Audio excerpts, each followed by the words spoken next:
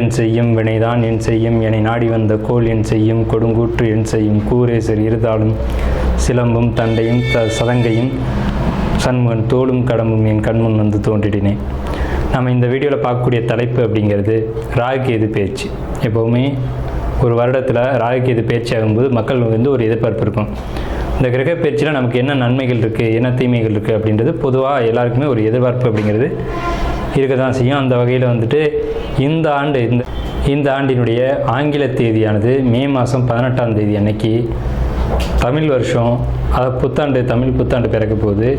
தமிழ் புத்தாண்டு விஸ்வாசு வருடம் 13ஆம் தேதி, சித்திரை 13ஆம் தேதி, அதாவது சித்திரை மாதத்துக்கு விஸ்வாச வருடத்தினுடைய முதல் மாதமான சித்திரை மாதத்தினுடைய 13ஆம் தேதி மாலை மணி 5:25க்கு. இது சரியான டைம் பார்த்திங்கன்னா ராகு காலம். இது ஞாயிற்றுக்கிழமை அன்றைக்கி இந்த ராகு பயிற்சியானது நடக்குது. இந்த ஞாயிற்றுக்கிழமை 4 to 6 எப்போவுமே ராகு காலம் அப்படின்ற காலம் வந்து பஞ்சாங்கத்தில் குறிக்கப்பட்டிருக்கு. இந்த ராகு காலத்தில் தான் இந்த ராகு பகவான் பயிற்சி ஆகிறார். ராகு பகவான் எங்கேருந்து பயிற்சி ஆகிறாங்க அப்படின்னு பார்த்தீங்கன்னா மீனத்துலேருந்து கும்பத்துக்கு பயிற்சி ஆகிறாங்க, ஆன்டி கிளாக் வைஸ், அதை எதிர் சுற்று வழியாக. அதே சமயத்தில் கண்ணியில் இருக்கக்கூடிய கேது பகவான் சிம்மத்துக்கு பயிற்சி ஆகிறாங்க. இப்போ இந்த ராகு கேதுக்கள் அப்படின்ற பிளானட் வந்து உங்களுக்கு உபயராசிகள்னு சொல்லக்கூடிய மீனத்திலையும் கண்ணிலையும் இவ்வளோ ஆண்டு காலம் இருந்துட்டு, இந்த 13 மாதங்கள் இருந்துட்டு பயிற்சி வந்து சிறராசிகள்னு சொல்லக்கூடிய கும்பத்துக்கும் சிம்மத்துக்கும் பயிற்சி ஆகிறாங்க. இந்த ராகுகேது பயிற்சி எப்போவுமே 180 பாகை 1, 2, 3 பாதங்களை கொண்ட கும்பராசினியர்களுக்கு 2025 ராகுகேது பயிற்சி என்ன பலன்களை கொடுக்கும்? கண்டிப்பாக பாசிட்டிவான பலன்கள் நிறைய இருக்குது. ஏன்னு கேட்டால் உங்கள் ராசியை குரு பார்க்குறாங்க.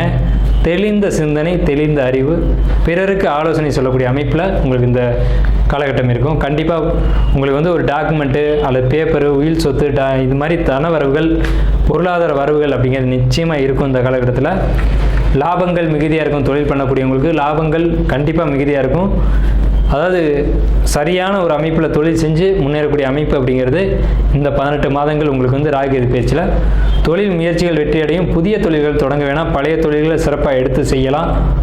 தொழிலை வந்து கண்டினியூ பண்ணுறதுக்கு சிறப்பான காலகட்டம் இந்த 18 மாத காலகட்டமும். ஜாப்பில் இருக்கக்கூடியவங்களுக்கு ஜாப்பில் சின்ன சின்ன தொந்தரவுகள் வர்றதுக்கான வாய்ப்புகள் உண்டு. அதை நீங்களே அதை சரி செஞ்சுக்கலாம். என்னென்னு கேட்டிங்கன்னா, நீங்கள் உங்கள் வேலையை பார்த்தா போதுமானது. அடுத்தவங்களுக்கு இடம் கொடுக்காதீங்க. அடுத்தவங்க வேலையையும் நீங்கள் செய்ய வேணாம், உங்கள் வேலையும் அடுத்தவங்க செய்யறதுக்கு அனுமதிக்க வேண்டாம்.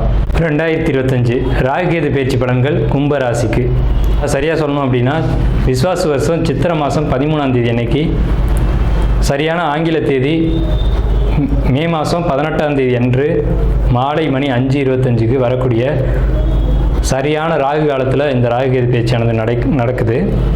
ஸோ இந்த ராகுகேது பயிற்சி கும்பராசிக்கு என்ன பலன்களை கொடுக்கும் அப்படிங்கிறதான் நம்ம பார்க்குறோம். இந்த ராசி பலன் பார்க்குறதுலே அதிகமாக பார்க்குறது யான்னு பார்த்தீங்கன்னா கும்பராசி தான். என்ன காரணம்னு கேட்டிங்கன்னா, கடந்த காலகட்டத்தில் இப்போ வரைக்குமே ஜென்மச்சனி அப்படிங்கிறது போயிட்டுருக்கு. போதாத குறைக்கு ஜென்ம ராகும் வருது.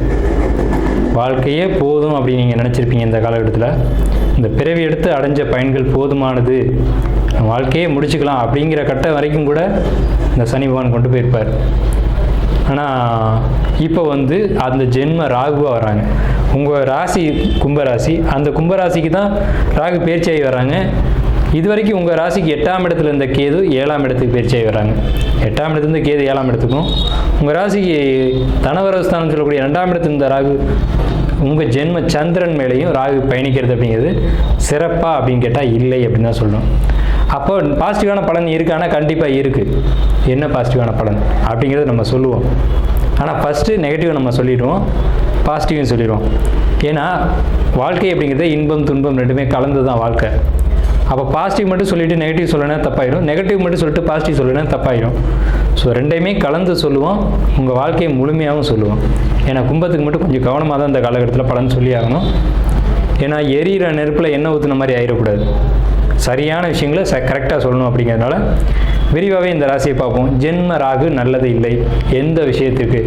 குடும்பம் சம்மந்தப்பட்ட விஷயங்களுக்கு, கணவன் மனைவி உறவு, குழந்தைகள் உறவு, குழந்தைகளுக்கு அவங்களுக்கும் நமக்குமான பாண்டிங், அதாவது பந்தபாசங்கள் அப்படிங்கிறதுல நம்ம விட்டு கொடுத்து தான் போய் ஆகணும்.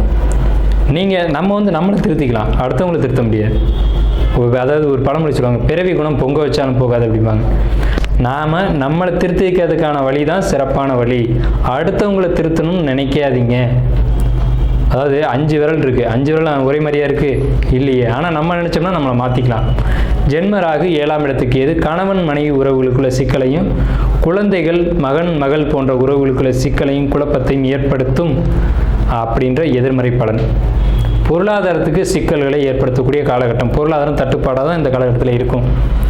ஸோ இப்படி ஒரு அமைப்பு. சகோதர உறவுல சிக்கல், சொத்துல சிக்கல் இப்படிங்கிறது ஒரு கட்டத்தில் இருக்குது.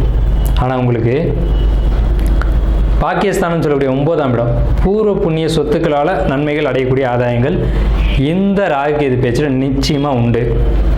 உங்களுக்கு லாபங்கள் அப்படிங்கிறது ஏதேனும் ஒரு வகையில் ப்ராப்பர்ட்டியாக இருக்கலாம், இல்லை ஒரு வாகனமாக இருக்கலாம், ஏதாவது ஒன்று சேல் பண்ணியாவது உங்களுக்கு பணம் அப்படிங்கிறது கைக்கு வந்துடும். உங்கள் கஷ்டத்துலேருந்து வெளியில் வர்றதுக்கான அமௌண்ட்டு உங்கள் கைக்கு வந்துடும், கஷ்டத்துக்கான ஒரு முடிவு வந்துடும். ஏன்னா இத்தனை காலகட்டம் உங்களுக்கு 6ல் குரு, 6ல் குரு ஊரில் பகை, 6ல் குரு வேருடன் பகைலாம் பழைய வாக்கியம் இருக்குது. அதெல்லாம் கடந்து வந்துட்டீங்க.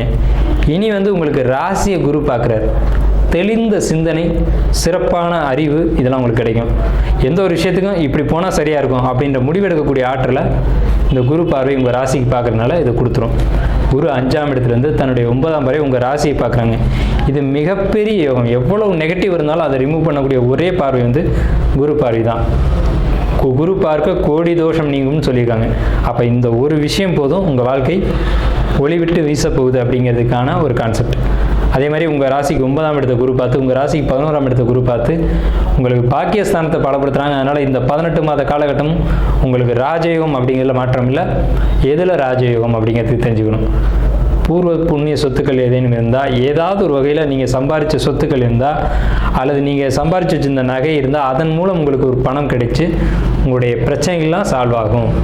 அதாவது இறைவன் உங்களுக்கு இந்த காலகட்டத்தில் 18 மாதமும் உங்களுக்கு கடவுளுடைய சப்போர்ட் இருக்கும் அப்படிங்கிறது தான் நம்ம சொல்லக்கூடிய கருத்து. 9ஆம் இடம்ன்றது இறை அனுகிரகம் அப்படின்னு பேர். ஸோ இந்த ஒரு அமைப்பு அப்படிங்கிறது உங்களுக்கு இருக்கும். இருந்தாலும் எதிரிகள் தொந்தரவு அப்படின்றதுக்கான ஒரு வாய்ப்பு கும்பராசிக்கு இந்த காலகட்டத்தில் உண்டு. ஸோ அதில் மட்டும் கவனமாக இருக்கணும். யார்கிட்டையும் தேவையில்லாமல் பேசக்கூடாது, தேவையற்ற வார்த்தைகளை பேசக்கூடாது. எதை பேசணும், எங்கே பேசணுமோ அதை மட்டும் அந்த இடத்துல பேசணும். யாரை பற்றியும் என்ன தெரிஞ்சாலும் கமெண்ட் அடிக்கக்கூடாது. மனசுக்குள்ளே வச்சுக்கிட்டு போயிட்டே இருக்கணும். மனசுக்குள்ளே வச்சுக்க முடியாது தான், அது இயற்கை. எல்லாருக்குமே மனசுக்குள்ளே ஒரு விஷயத்தை பதிச்சு வைக்கணும்னா கஷ்டம்தான். ஆனால் அப்படி தான் வச்சுக்கணும். அப்படி இருந்தால் மட்டும்தான் அந்த 2ஆம் இடத்துல இருக்கக்கூடிய சனி பகவான் உங்களை தொந்தரவு செய்ய மாட்டார் அப்படிங்கிறது. தொழிலை பொறுத்த வரைக்கும் இவ்வளோ நாள் பட்ட கஷ்டங்கள் வேறு, இனி தொழில் நல்லாயிருக்கும், வருமானத்துக்கு வழிவகைகள் கிடைக்கும். ஏன்னா ராசியை குரு பார்க்குறாரு. வேலைக்கு போகக்கூடியவங்களை பொறுத்த வரைக்கும் ப்ரொமோஷன், இன்க்ரிமெண்ட் கண்டிப்பாக உண்டு, நிச்சயமாக உண்டு. தொழில் செய்யக்கூடிய இடத்துல, தொழில் பார்க்குற இடத்துல அல்லது வேலை செய்யக்கூடிய இடத்துல வேலையை மட்டும் பார்த்துட்டு அமைதியாக வந்துடணும். அடுத்தவங்க விஷயத்தில் தலையிடக்கூடாது. இது முக்கியமான கான்செப்ட். இதை மட்டும் மறந்துடாதீங்க. கணவன் மனைவிட்டையும், மனைவி கணவன்ட்டையும் விட்டு கொடுத்து போகணும். இது முக்கியமான விஷயம் கும்பராசிக்கு. இந்த ராகு கேது பேச்சில் நம்ம கொடுக்கக்கூடிய வார்னிங் இதுதான். 7ஆம் இடத்துக்கு வந்திருக்கு கேது துண்டாடக்கூடிய கிரகம், கேது வெட்டி விடக்கூடிய கிரகம், கேது வெறுமைக்கான கிரகம், கேது விரக்திக்கான கிரகம். கணவன் மனைவி உறவுக்குள்ள இந்த மாதிரியான விரிசல்களை ஏற்படுத்தக்கூடிய அமைப்பு உண்டு. இவ்வளோ நாள் வாழ்ந்துட்டோம், எண்ணத்தை வாழ்ந்தோம் அப்படிங்கிற எண்ணத்தை கொடுக்கக்கூடிய அமைப்பு அப்படிங்கிறது 7ஆம் இடத்துக்கு வந்திருக்கக்கூடிய கேதுவான் கொடுக்கக்கூடிய சிந்தனை. அதுக்கு இடம் கொடுத்துடாதீங்க, பொறுமையை கடைபிடிங்க அப்படிங்கிறதான் நம்ம கும்பராசிக்கு முக்கியமாக நம்ம இங்கே சுட்டி காட்டுறோம். கும்பராசியை பொறுத்த வரைக்கும் ஓரளவுக்கு நம்ம சொல்ல வேண்டிய முக்கியமான விஷயங்கள் எல்லாமே சுட்டி காட்டிக்க தான் நம்ம நினைக்கிறோம். சரிங்களா? 99% நல்ல பலன்கள் தான் இருக்குது. இதில் 10% கெட்ட பலன்கள் இருந்தாலும் அதை நிவர்த்தி பண்ணுறதுக்கு ஒரே விஷயம், கும்பகோணத்தில் இருக்கக்கூடிய திருநாகேஸ்வரம் போயிட்டு வந்தீங்க அப்படின்னா இந்த பிரச்சனைகள்லாம் சால்வ் ஆகும். ஏன்னா ராகு திருநாகேஸ்வரம், கொடுமுடி, காளகஸ்தி இந்த இடங்களில் தான் ராகுவினுடைய பரிகார ஸ்தலங்களாக சொல்கிறாங்க. இந்த 3 இடங்கள் மட்டும்தான். இங்கே போயிட்டு வர்றது உங்களுக்கு ஒரு நல்ல நிவர்த்தி கொடுக்கும். 7ஆம் இடத்துக்கு எதுக்கும், லக்ன ராகுக்கும். ஸோ வாழ்த்துக்களும் நன்றிகளும் கும்பராசிக்கு.